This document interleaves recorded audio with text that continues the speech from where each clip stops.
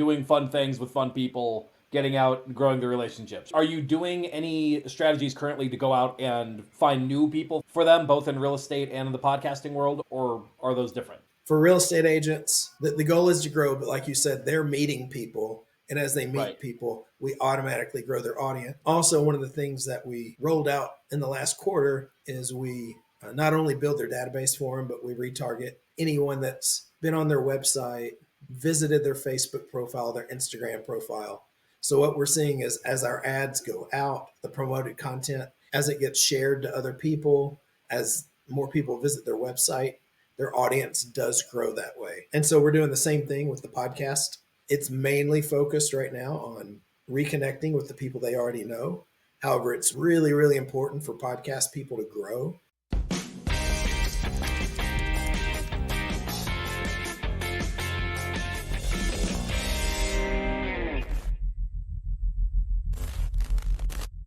Welcome back. I'm Zach Hammer here with Charlie Madison. On today's episode, we're going to be doing something a little bit different than we've done before on our show. We're actually going to be going through and doing a live strategy session. This is a little bit of what it might look like if we were to hop on a call directly personally. So instead of it being something where I'm directly teaching or just sharing ideas, this is going to be a live recording of Charlie and I going back through and getting Charlie unstuck / helping to move him forward on an idea that I feel like we could help him with. Just to provide a little bit of context on this, in the past, one of the strategies that I've ran on behalf of my clients is an exhaustive webinar playbook. And it's all around how you can leverage webinars as this foundational unit that gives you the opportunity to grow your list, create more sales, both grow your list for free, while also potentially being able to add a paid component on top of it to grow it even further.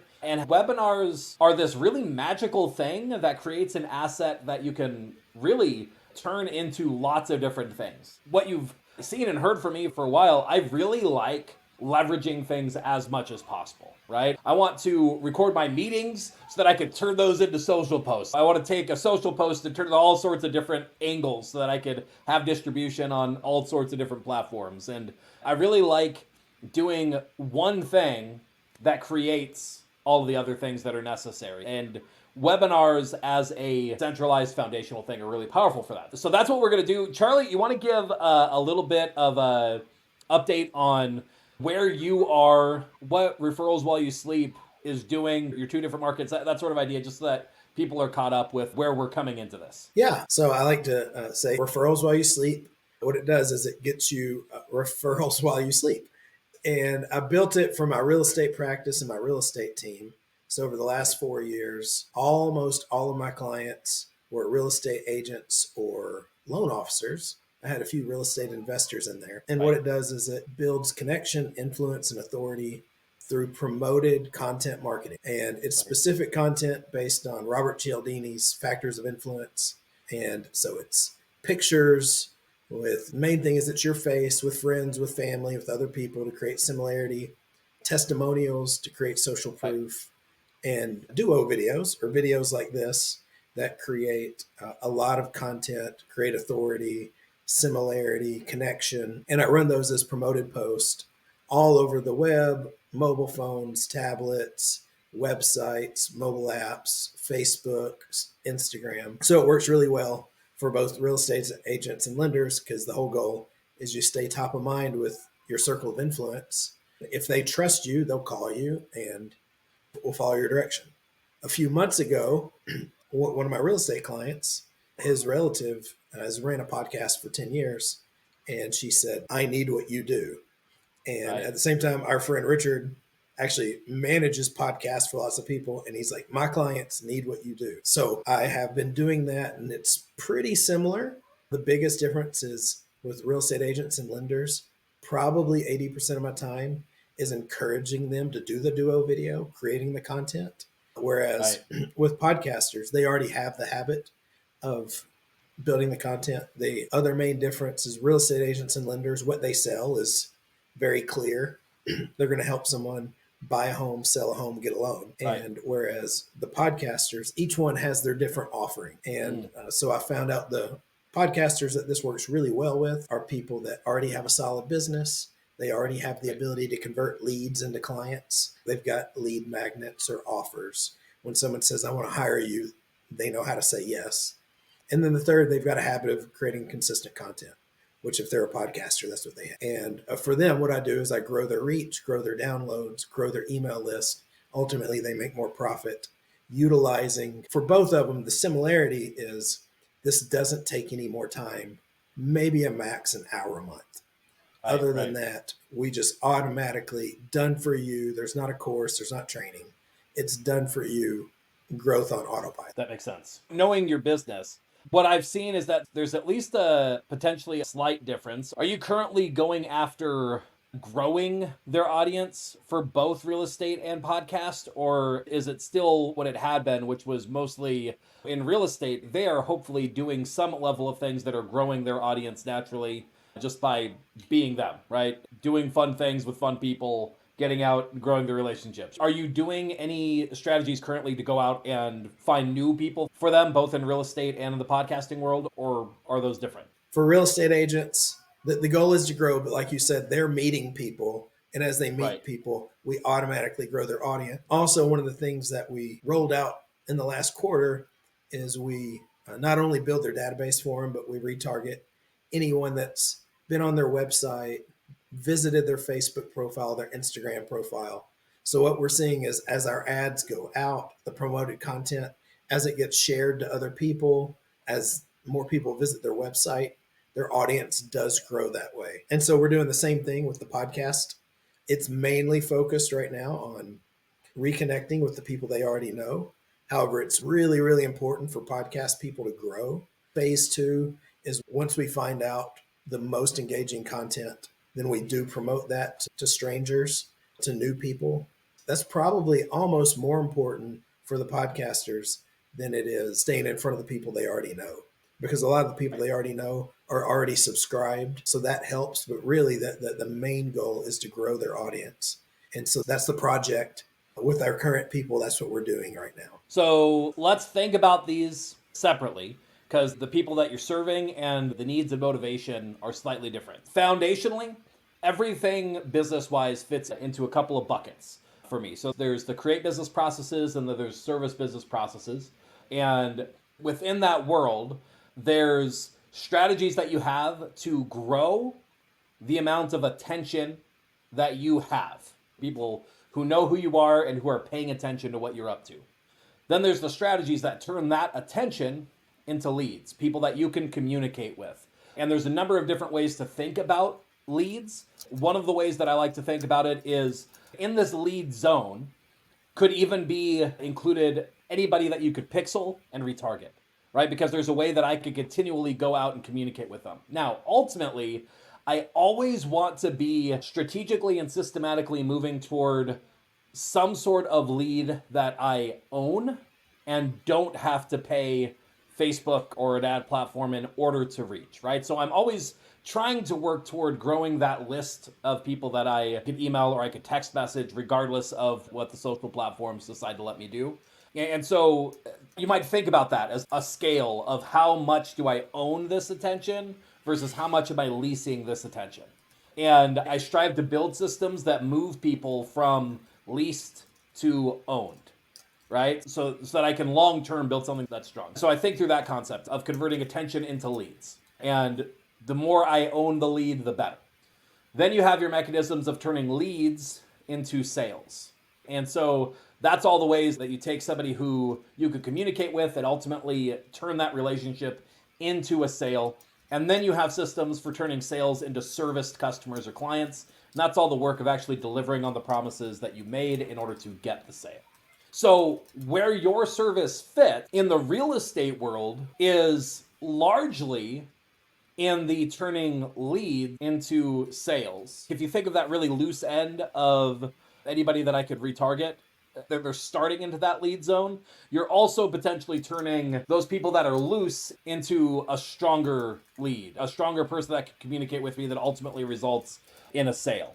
And so you're fitting in what I would consider the nurture part of the category there. And for the real estate world, while you're not actively doing strategies that are designed to increase intention fairly naturally, what real estate agents are already up to is naturally growing their attention, and you're better leveraging it through your system in order to turn it into sales. And so, as for instance, you aren't going out and running ads to brand new people, but anybody that sort of ends up in that real estate agent's web, they're going to be nurtured and indoctrinated to the point of a sale, and they pretty much can't escape that. That's the system that you've set up. And so then you found with the podcasting world, yes, it is still valuable to do that nurturing, right? These are the people that hit your website, you have their email, you have some way of contacting them.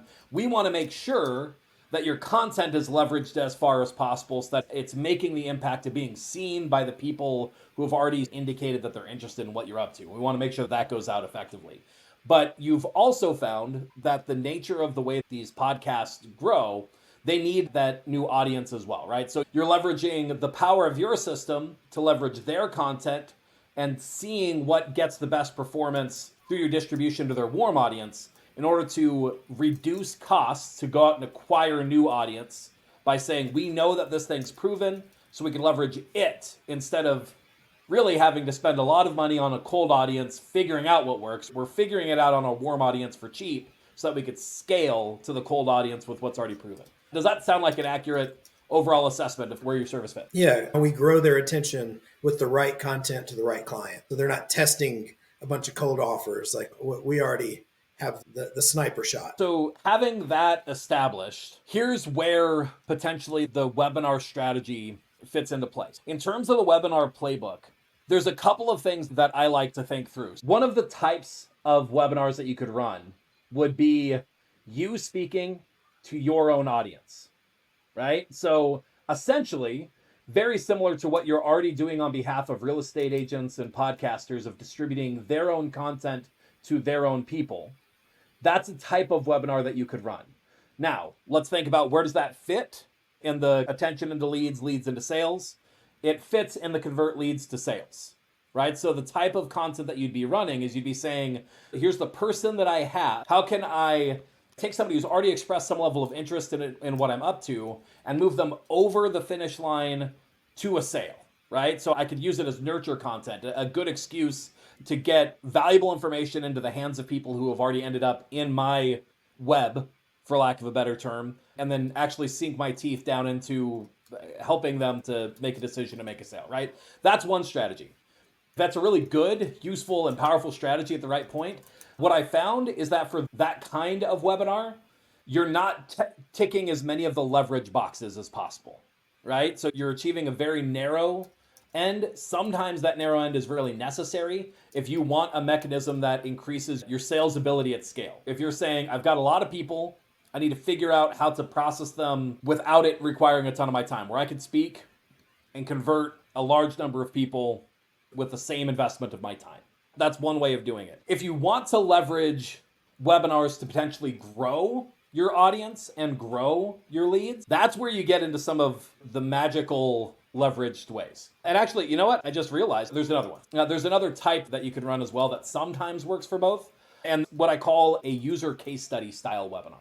If possible, you're looking for a cross-section of somebody who is a user of your product. The best cases are a user of your product who also has an audience that could use your product. Does that make sense? If you have a user who's getting good results from what you're up to, whose audience would also get good results from what you're up to, that's the really leveraged person to find, right? That's often what I do with my loan officers that are offering the test drive to their realtors, or Right. if I'm working with a broker owner who's offering it to his agents. One of the other zones in real estate, what we found with one of my clients, Sisu as a platform really serviced high-level real estate teams. And you know this in the industry. If you are a high-level real estate team, there's probably at least 50 to 90% chance that you also offer coaching and you might be more of a national influence as well, right? And so some of the top real estate teams across the country use Sisu as part of their business principles, as part of their success. And so when you could bring those users on to share how they're using the platform, how they're getting results, not only do you create a great impression with your own users, with your own list, with that group of people, but if you set it up, they also potentially bring their audience and you grow your list and you grow your reach as well because their audience is your target market. Does that make sense? Yeah. So, in terms of maximizing the leverage, here's the way that I think about it. Any user with a powerful story is worthwhile. But if you have a user who also has the right target audience, that's like a golden goose, right? That's who you really want to do that kind of content with, especially if they're willing to promote. If you could figure out a way to make that webinar aligned with them, where they would promote it as well so you can grow your audience through their audience. So that's one type. It's a user who happens to have an audience that's your target market as well. So in the real estate space, you're already familiar with some of them. You just mentioned them. Lenders, broker owners, potentially other categories that could work well. Title and escrow companies as well. If you partner with some of them, they have high incentive to get these types of products out to the agents that they work with in order how that aspect of the industry works.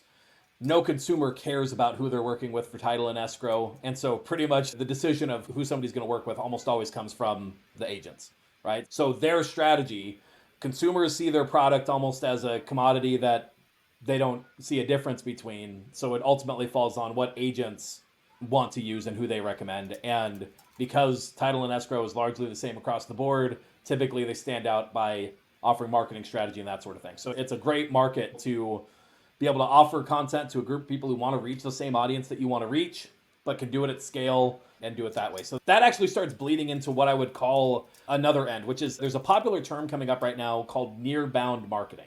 So what near-bound marketing is, works really well with these webinars, where you look at the people who aren't specifically competitors to you, but who offer a product that your users would also want, that if they use that product, they're likely a good fit for you as well. Great examples in the real estate space specifically, CRM companies partnering up with transaction management companies, partnering up with marketing companies.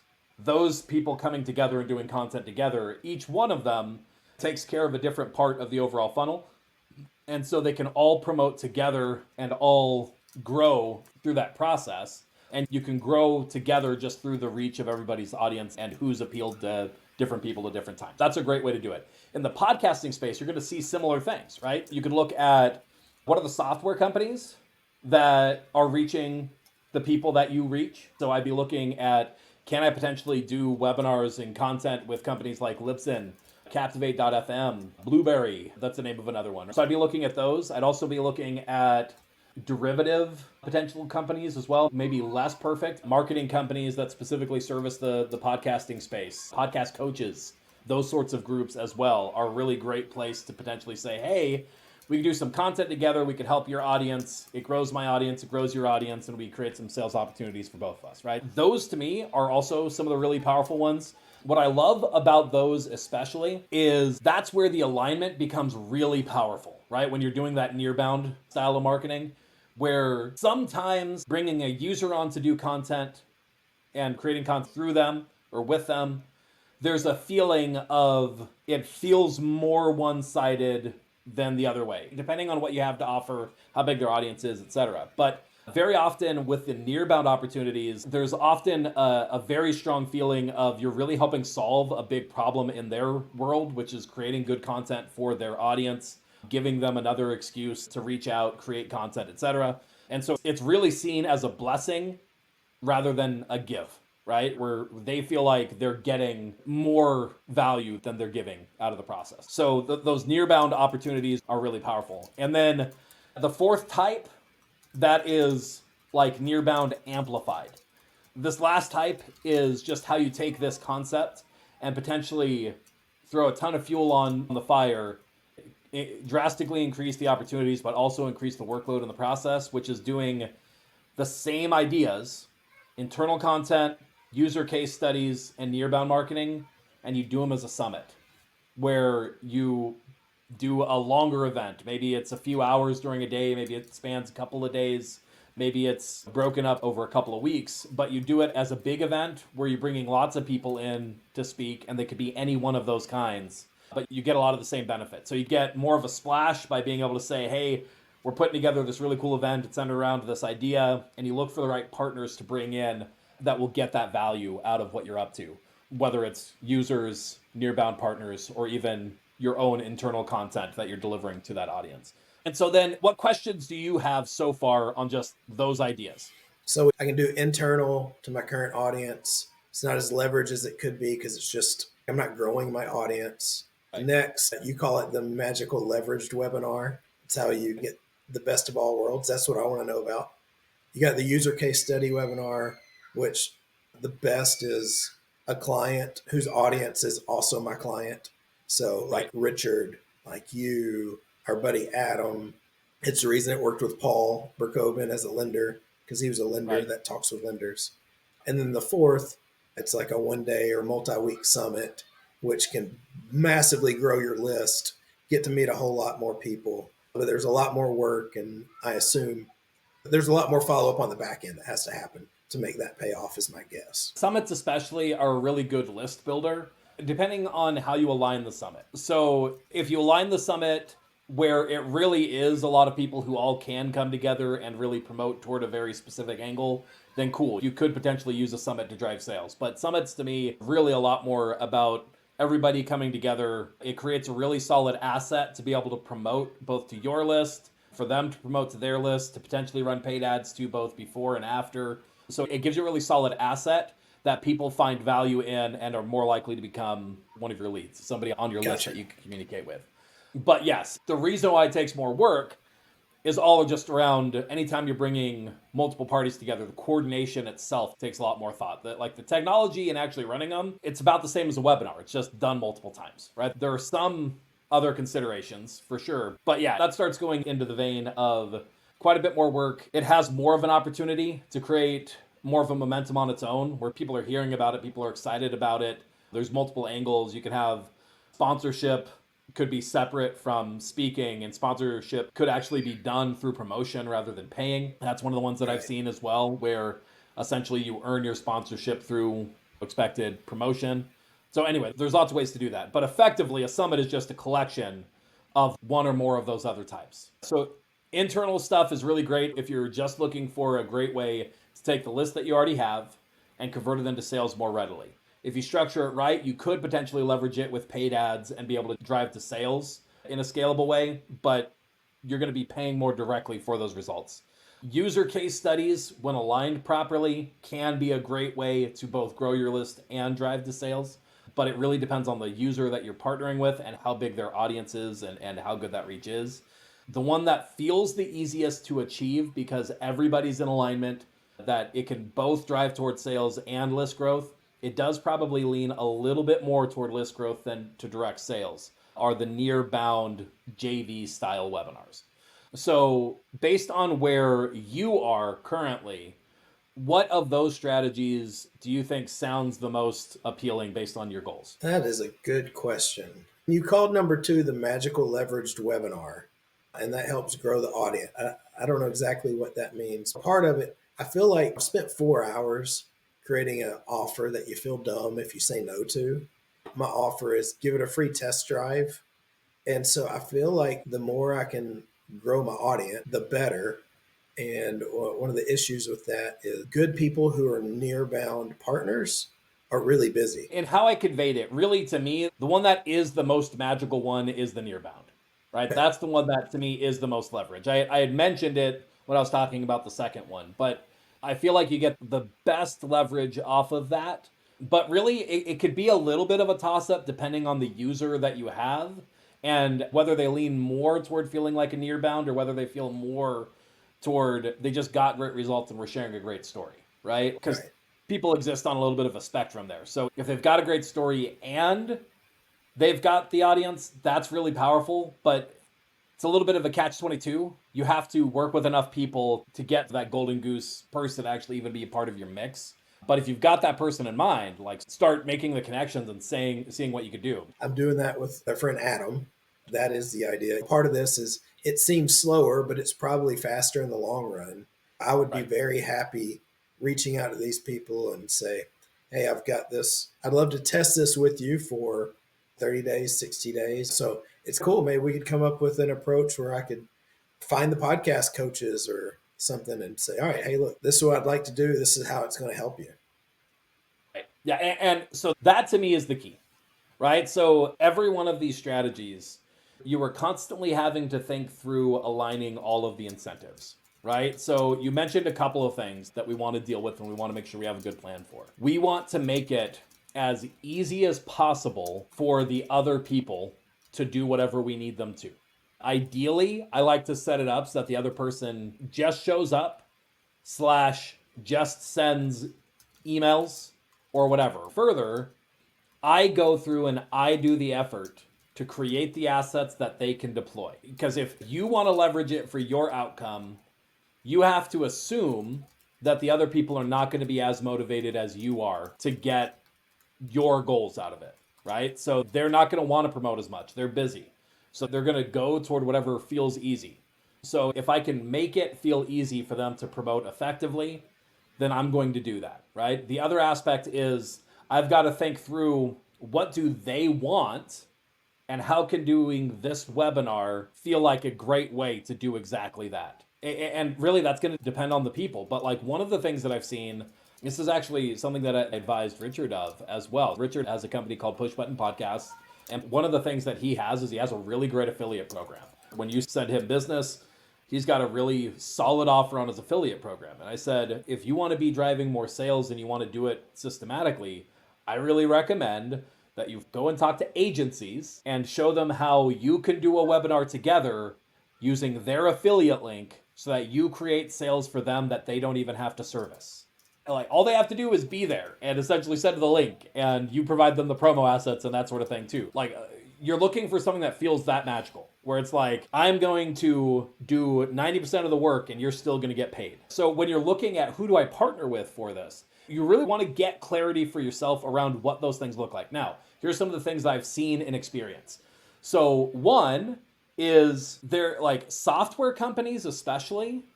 I've seen this be the case. And they're one of the ones that I really like to partner with for this reason.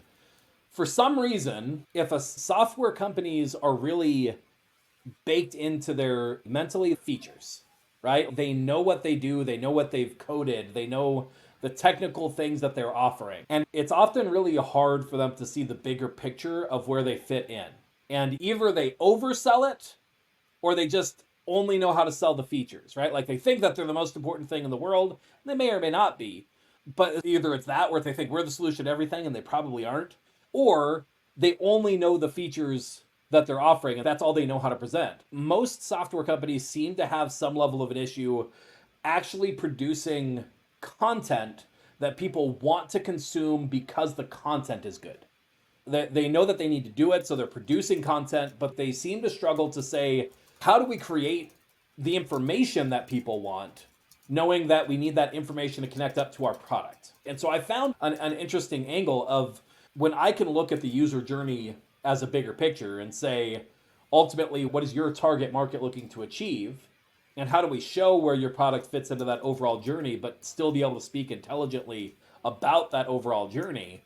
That becomes magical because they're excited that they're actually able to deliver content that they feel proud of to their audience in a way that still leads towards sales. So like that interesting mix. So software companies especially I've seen that with. So that's a good angle to think through there. When you're looking at more the coaching angle and the people who are directly selling information, it's probably a little bit less that angle. And it might be a little bit more, how do I help you increase your sales? How do I give you another profit center that you don't currently have? So you're looking at how can I add to your income easily with very little work for you? Does that make sense? Right. Yeah. It's going to depend on who you connect with and who you target, but that would be the key idea. The other thing that could be really useful, this is an angle that I know works well, is if you position it in a way where you're helping somebody with a different aspect. As a, for instance, the service that Richard provides. We know that people will get more value out of what his company does, which is essentially you show up, make and record, and he makes everything else happen to make sure that content is edited, distributed in a way that looks great, goes out on time, and is done effectively, right? People will stick around longer for him using that service if that content is also further amplified. And so referrals while you sleep is a really great fit in alignment with that, because for him, you are potentially helping to solve a retention thing. You stepping in with not only your service, but also content, you reduce churn, right? So you're increasing lifetime value. That could be another angle as well, where you think through it that way, where you think through part of what I'm offering just with my service in general is this. So doing the content fits that need of saying, we do this content specifically to sell my service, and selling my service helps reduce your churn. Does that make sense? Yeah. What would happen if your average customer stayed on 2 more months? Exactly. And so what I found is it's the same way that you have to figure out how your product solves the needs of your target market. The webinar game is the same thing, but applied to whoever you're partnering with for the webinar. What is your need? And how does this webinar become the solution to that? And from there, it's a matter of testing to see what works best for you and who you're looking to reach, because it's going to be different for everybody, I think. But there's going to be a couple of main areas. Is there a way that you can make it to be a profit center for them? Is there a way that you can help it solve the thorn in their side of being able to produce enough good marketing? Is there a way that it can help reduce churn for them? And shoot, even better, is there a way that you can do the webinar together? This is also often how I've done it, where I wasn't trying to sell me on the webinar. I was selling them, but I get the lead. So I do the webinar to grow my list, and they get the benefit of I am the one who is able to say, here's why you should sign up with them and why it's great. And essentially, I pitch for them, but I'm growing my list in the process. That's another great way to do it too. That'd be cool, because I could even say, hey, and if you sign up today, you get 30 days free of my service. Exactly. And so that sort of angle can work really well as well. Essentially, what you're doing is you're stacking incentives to say, hey, I'm going to promote it to my list. Let you promote it to your list. We'll share the leads that come out of the webinar itself, and we'll sell your service. And then what I get out of it is I get to grow my list and I create these opportunities or whatever, right? That sort of idea could work really well. Once you have that solved of the webinar itself, and by the way, we're really going into depth on some of the different angles, but here's what I found. For a lot of the right companies, especially if you have even remotely established some level of relationship with them, you say, hey, let's do a webinar together. We'll take care of most of the content, give you something to promote. That's enough for so many people, right? We're going into depth here on really being able to solve for all the different angles, but part of it is sometimes just putting the opportunity out enough until you find the person that is motivated by being able to do the content so you can have the asset. Does that make sense? Yeah. Perfect. Cool. So what we establish there is we establish the foundational aspect of having the thing to be able to do together that we can then leverage. If you find the right partnership, then you're leveraging the opportunity to be able to grow your list through the joint venture concept. The next aspect that you want to be able to do, if you want this to be something that you could deploy at scale and deploy effectively, like I said, we need to be able to create the webinar itself. We need to be able to do promo for the webinar, both promo to our list, promo to their list, things like social posts, potentially things like ads. We need to be able to quickly and readily come up with things like landing pages and reminder sequences. And then we potentially, after the fact, want to have our follow-up and amplification stuff as well. Once we've got the thing booked, then we get to actually do that stuff. And what I've learned how to set up is how to make all of that incredibly easy, just by being able to center around what are we going to teach on the webinar at a high level, and then from that being able to create all the assets, being able to create the landing pages, the promo sequences, the social media posts, the ads, the follow-up sequences, all of that. Does that sound like that makes sense? Right now at this position, you're imagining I've got somebody to do a webinar with, looking at the extent of what would need to happen in order to make the webinar happen, and that feels a bit overwhelming. Does that sound accurate? There's a lot involved, yeah. The same way that I talk about that I start with a foundational thing and I figure out how all of the other pieces come from it. So the first thing that you establish is what are we going to talk about? And you center it around what is the meaningful transformation that somebody is going to have when they show up on this webinar? How are they going to leave the webinar changed in a better position than when they arrived? I always want to start with that. I'm thinking who is going to show up and how are they going to leave the webinar changed and better off? And it's always important to me that happens regardless of whether they buy anything. And there's a couple of reasons for it. The biggest one is the idea of playing an infinite game. where I want every interaction that somebody has with my marketing, my brand, I want them to feel like they won every time that they engage with it. I may not always achieve that, but I want that to happen. So if they show up for a webinar, I don't want them to feel like I just wasted a bunch of my time, because the only way that I actually get the value from the thing that I signed up for is if I buy the product. And maybe the timing isn't right. Maybe they don't have it in the budget. Maybe it's not a fit for their overall goals. So when you set it up like that, what you're teaching them is they feel like you promised them something that they only get the delivery on if they buy the product. And that teaches them to only come to your stuff when they feel like they're ready to buy. And that may or may not be what you want. For me, I want to build influence so that when the time is right, they feel like it's a definite yes because they've gotten so much value throughout the process. So we start with, what is that meaningful transformation? I will write that at a basic level. I'll talk through it with the partner and say, hey, what are some of the things that maybe we could teach on that you feel would be valuable for people? And typically, I like to come armed with ideas based on what they're up to. And I like to come saying, hey, I think we could talk about the powerful way that retargeting your current audience really amplifies everything that you're doing on this front end process, right? Where if you make the software easy, I make making sure that this part's easy. And we could talk about what that retargeting strategy looks like, what tends to be in the process, what would happen. And then the offer becomes, if you want that to be easy, you use this tool, right? You can do this process, but if you want it to be easier, quicker, faster, you buy the thing to shorten the learning curve or to make the process easier. Does that make sense? So we established that idea of what is the meaningful transformation that we're to deliver. We write that down, high-level ideas. I don't overthink this. I'm not trying to sell anything yet. I just want to clearly convey what are the overall ideas that we're going to do. From that, I'm able to take that and, using a series of AI prompts, create the title of the webinar and the landing page copy, right? And so typically, I'm working on both at the same time, where I'll create a rough draft that's potential title option or 2 or 3, and then rough landing page copy. The landing page copy for me is almost always a problem, agitate, solution framework, where I start with a question of, hey, are you dealing with this problem? Doesn't it suck? Drive salt in the wound. That's the agitate. And then the solution, what would it look like if it was all better? And then you present the webinar as if it's the solution. Or join us for this webinar where we're going to be covering these things. I always like to list out a bullet points of the high-level ideas of what are going to be covered. And then I end with another call to action of, hey, if you want this result, do this. Anyway, at this point, I've got AI systems that take that rough draft information and give you back a solid version of that.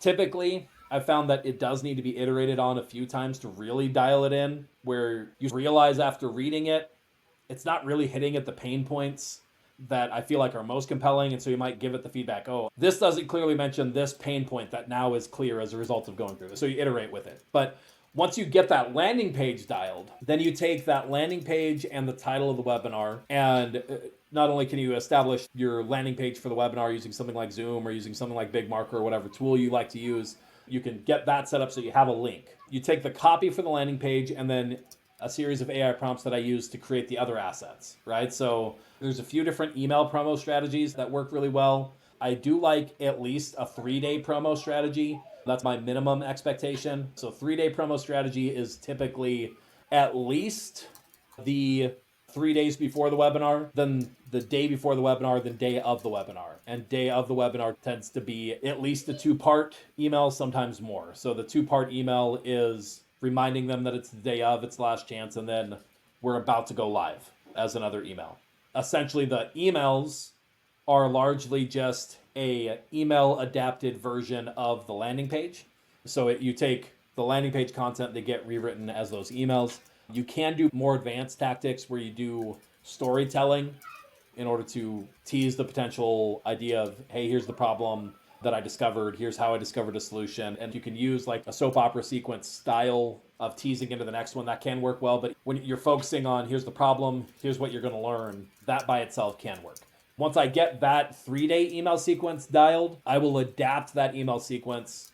So the first time it's written, I'm typically writing it from my perspective of I'm promoting it to my list. I take that same sequence and I say, great, now please restructure that email sequence so that it's from this person's perspective to go out to their list. And all it does is it changes the language minorly so that it makes sense in that context, as if they're sharing it. So if you had shared a story that was personal, it'll either get rid of that story or it'll say, Charlie did this thing and got great results, and so I'm excited to bring him on to talk about it.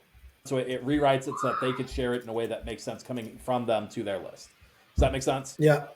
You can modify or extend those depending on how much you want to promote.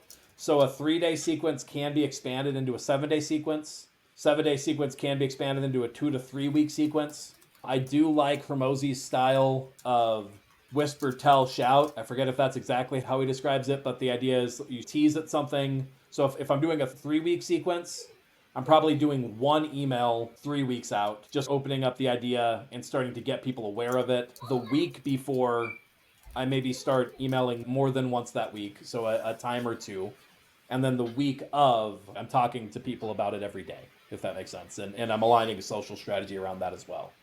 Very typically, with that style of email sequence, you can also take that and adapt that to social posts, where you take an angle of what you're going to be talking about, have AI adapt that into social posts to have prompts that do that. And then similarly, taking those social posts and adapting them so that the person that you're doing the webinar with can promote it as well. Reminder sequences are a little bit different. So those are what I call promo sequences. Promo sequences' purpose is to get somebody to sign up for the webinar. Reminder sequences are different. Reminder sequences are to get somebody who signed up for the webinar to show up for the webinar. They're very often very similar, where it's just reminding somebody that the webinar is coming up, what it's going to be about, maybe some teasers about what's going to be covered. You can get AI to write those for you. A lot of the platforms have them built in, and what's built in is mostly good enough. That's what I've found. There's some level of tricks that you could do to adapt that, but that's what I've typically found there. And then depending on what you did on the webinar, you can have a follow-up sequence as well. And the follow-up sequence can be written in a couple of ways. There's the whether or not you came. Here's the link to get access to the recording and a little bit about what's covered so that people can get that. You could do that as one email if you want to. If you really want to maximize the value of a webinar, you turn the follow-up sequence into a longer term thing where you break out some of the topics and you say, hey, we talked about this, it was really powerful. Just a reminder, here's where you can go to get it. If you made a very clear and specific offer on the webinar, that's the other thing that I like to do as well, is in the follow-up sequence. You say, hey, if you missed it, here's where you get access to the replay. But really, we're using it as an excuse to tell them about the powerful offer. And post-webinar, I might even cut the offer itself onto its own thing so that somebody could literally just go and see the offer directly so that they can buy or sign up or whatever. And so I say, we talked about this and why it's so powerful, and then you connect them to how to take advantage of the offer. Again, all of this stuff, I've got sequences and playbooks that I tend to deploy for each of these around what those look like and how those work. But at a basic level, do you understand the free level of the promo, just leveraging email and social? Yeah, it's a lot. But I can see where it's worth it. A business without a sales system sucks. This is almost like hiring a salesperson, except you don't have to manage them. And they already have relationships with these people. I know the famous internet marketers, they used to work together, and every month they'd have a new promotion and their email list just got bigger and bigger. What if I could find 2, 3, or 12 people where like once a month I did this? Exactly. I think that to me is a really powerful goal to try and see if you can get to the point where you're doing one a month. Because one a month, it can be foundational for how you do more direct promotion to your own list. It gives you like an asset to do that with. It also grows your list if you do it right. And then the other reason is that you can leverage the webinars even further with amplification strategies after the fact using paid ads. And I'll dive into that in a second. There's one thing that comes before it. There's two potential manual strategies that are sales strategies that can help you get more sales as a result of the webinar. You can increase your show up rate, you can increase your sales activity, but it's at the downside of it takes manual effort, right? Depending on what you're wanting to lean toward. But if you really want to maximize your sales, everyone who registers, you email or you call and you say, hey, saw that you registered. I'm super excited for you to come to this webinar. It's going to be great content. What are you hoping to get out of it so that we can make sure that we cover that for you? And you ask that question partially because of the webinar, but more because by hearing what somebody's looking to get out of it, you can then note that and transition into how your product can help them get what they're looking to get. So you can actually turn literally somebody registering for the webinar into a very easy sales conversation because you're just connecting it to what they're already indicating they want anyway. And you can do that a couple of ways. You can literally do it from the first call. Honestly, sometimes more powerfully is that you ask what they're looking to get out of it. And then you say, great, hey, just let you know, I'm going to call you after the webinar so that we can go over some of these details and make sure you got what you're looking for out of this. And then you do a follow-up call where you actually deliver on that. Now, that sort of strategy, if you're running, like, I know for you right now, I don't believe you have an extensive sales team. So a lot of the sales aspect is mostly you. So that probably for you, if you were going to do that, what I would do is I would figure out a way to automate that only the most qualified people end up being the ones that you would have those conversations with. So that could be like somebody registers and you do a post-registration follow-up survey. And in that survey, you get indications of, you ask questions like, what kind of business are you in, et cetera. And you know how to target and go after the ones that are the most likely to be highly qualified and worth you spending your time on, if you were going to do something manual. For people with a sales team, literally, it starts to become a source of who should be on their call list that day. Because this is somebody that's shown recency, they've shown a high degree of interest right now by signing up for a webinar. And so you can have them call and qualify and then know how to do that sales process from there. The post-call follow-up amplification strategy, like a sales strategy, is really, it's the same idea. Hey, what did you think of the webinar? Were you able to attend? What did you get out of it? And then from there, you transition to, hey, I know they made the offer on the call. Were you interested in that? Was that something that you wanted to be able to move forward on? Could I help you get started? That sort of thing. It's literally half the time it's just making the offer and giving them that opportunity to take action and try and make it easy for them. But for you specifically, because I think if you're going to deploy a webinar strategy like this, you're more likely looking to leverage the scalable aspect of it because you don't have the sales team to do the manual aspect. But if you wanted to still get some of that benefit, a quick post-registration survey that asks questions, if how they answer those questions reveals if they're qualified enough for you to want to reach out to them direct. Does that make sense? Yeah, I think my offer is try it for free for like 30 days or more. That's a pretty good offer. It is indeed. A lot of it's the question of what are you looking to optimize for, right? So if you're looking to optimize to really maximize the value that you get out of it, that's where the manual sales comes into play, right? Because that's going to be your best strategy to really maximize every opportunity that's there. So talk to the people and to see what those opportunities are so you can connect the dots for them, because those conversations will often connect the dots that they may not have had on their own. If you need to optimize for time, then you leverage the power of the offer and you lean on the scalability aspects. And right, that's what you're looking to get out of there. So it's all about setting up the strategy to achieve the goals that you're looking to achieve. Now, so what we've covered is what are the types of the webinars, a little bit about what we're going to teach. What we're going to teach is typically the alignment between whoever we're doing the content with and how can we either sell their product or how we can connect them to what we're up to. We talked about the different types and strategies there. We talked about who is ideal to do these webinars with in order to maximize the value that we get out of it in terms of being able to grow our list together. We talked about the promo strategy of how do we make setting all of that up easy. So the next part, now we have an asset that we've created, right? So the first run is all of the figuring out what we're going to teach, teaching it, promoting it at the first part, doing the basic follow-up, right? So we got that asset. Now we could take it and turn it into something that we could just run over and over and over and over again and really maximize our opportunities there. And so what that looks like is that you could take the webinar itself and run ads to that webinar in order to see how well people are responding to it for cold traffic to see if you can grow your list that way as well. So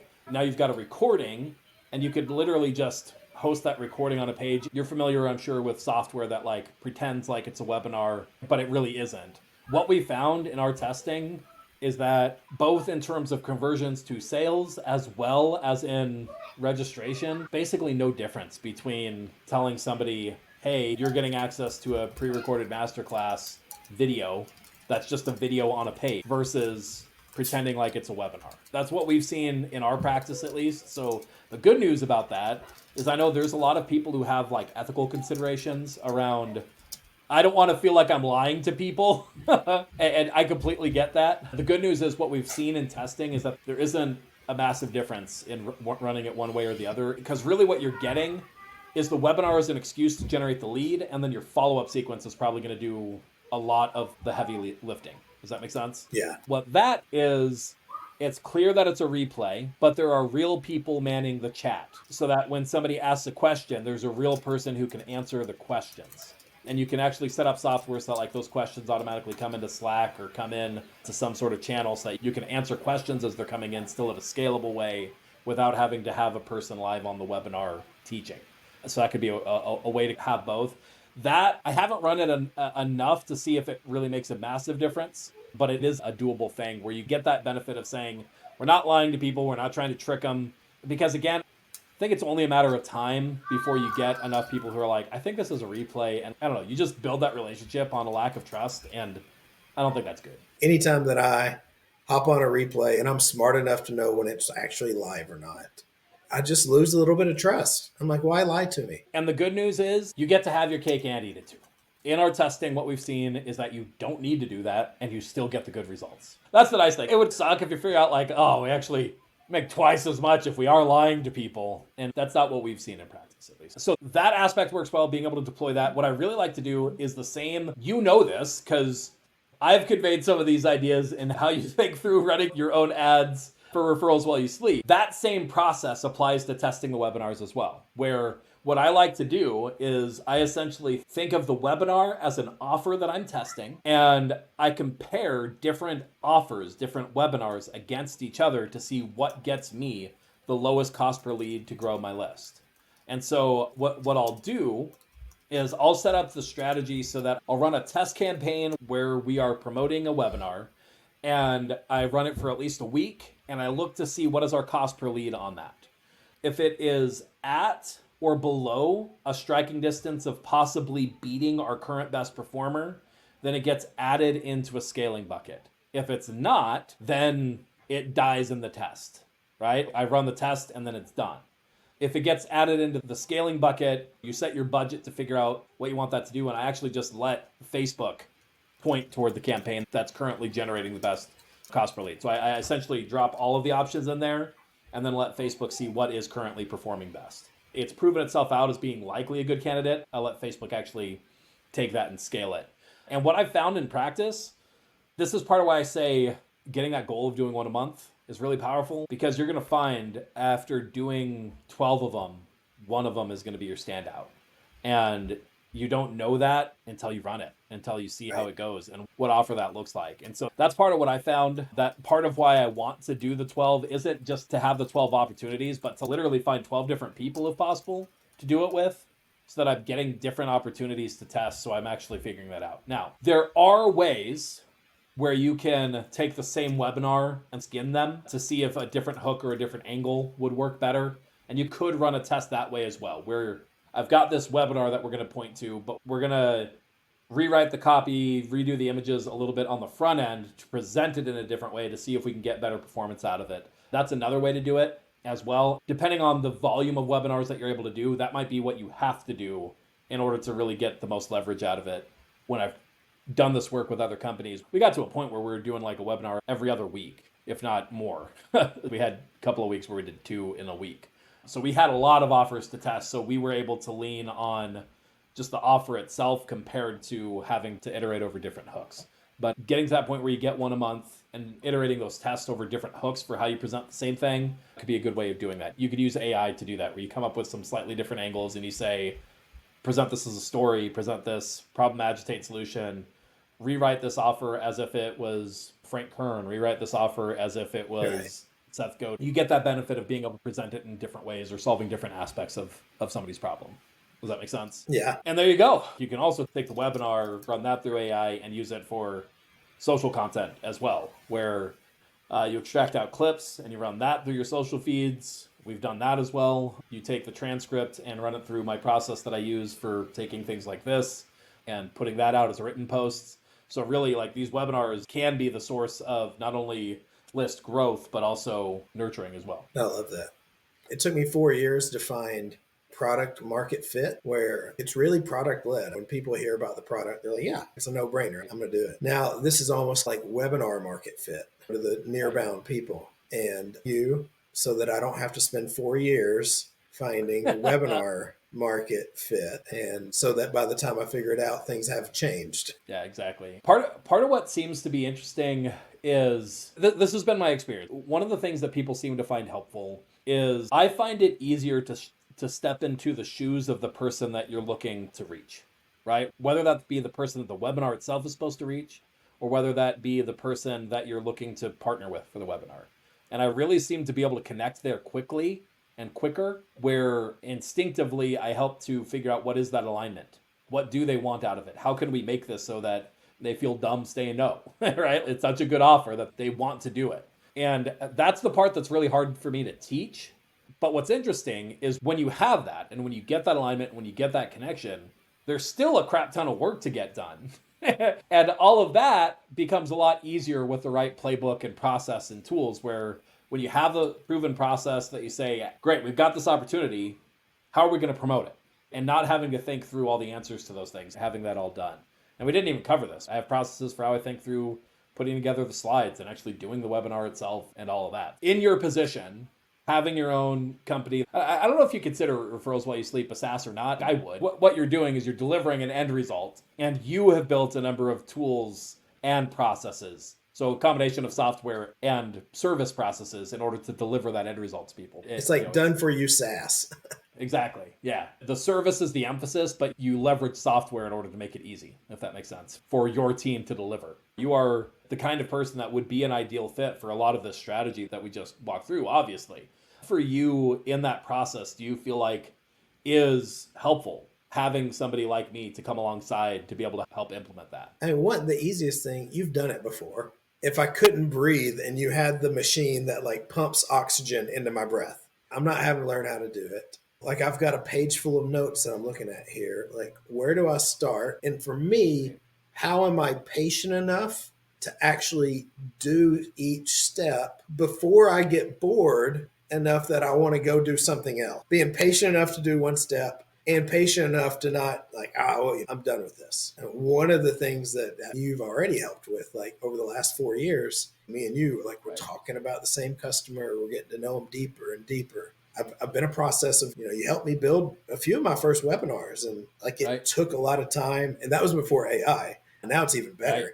Just taking the time where it was done with me, right? You can't do it for me.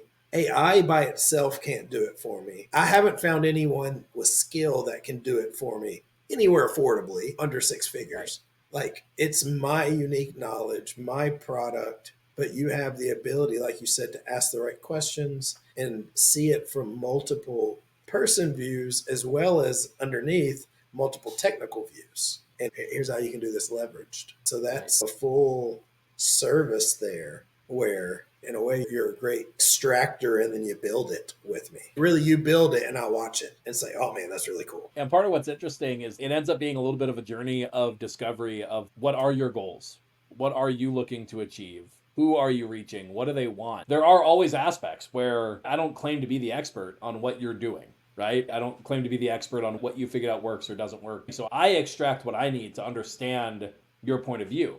From stepping into your point of view, also bridge the gap to understanding who you're looking to reach. I can understand their point of view and connect those dots while still doing the practical step-by-step. We've got to write emails. We've got to write a landing page. We've got to create something to present, right? But holding all of those pieces together to say, how do we convey this message to this group of people in a systematic way that we can rely on? Do you feel like you at least have a high-level idea of what the strategy would look like to deploy for referrals while you sleep? Yeah, we talked about the different types of webinars, and I think the mirror-bound webinar, preferably if I can make it a user case study. So I find the right audience who also serves my audience. It's a longer sales cycle for me, but it's also in a lot of ways easier to say, hey, I think this can help your clients and you, and I want to do it with you for the next 30 days. Yeah, I think that's a great system. And then it's a matter of having a system or a partner like you or instructions so that, all right, how do I extract what's important to them? And I'll eventually have a few different playbooks. This person wants to reduce churn. This person just wants content. This person, they want affiliate income. should be eventually like a pretty good sales system for a small company, which is what I want. There you go. So yeah, that was a live fire application of my overall playbook, but it's more of an overarching strategy of individual playbooks, right? But yeah, there you go. Charlie, thank you so much for coming on and working through that together. Hopefully that was useful, valuable for you and moves you forward. Anybody listening, if you want help implementing that same sort of concept for your business directly, you can reach out to me at zachhammer.me/contact. Let me know that you're interested in implementing the webinar system. Let me know what your goals are, what you're working on, and we can see about putting together a way to help you. Again, I've got all of this templatized and processes for all of it so we can hit the ground running and deploy on that.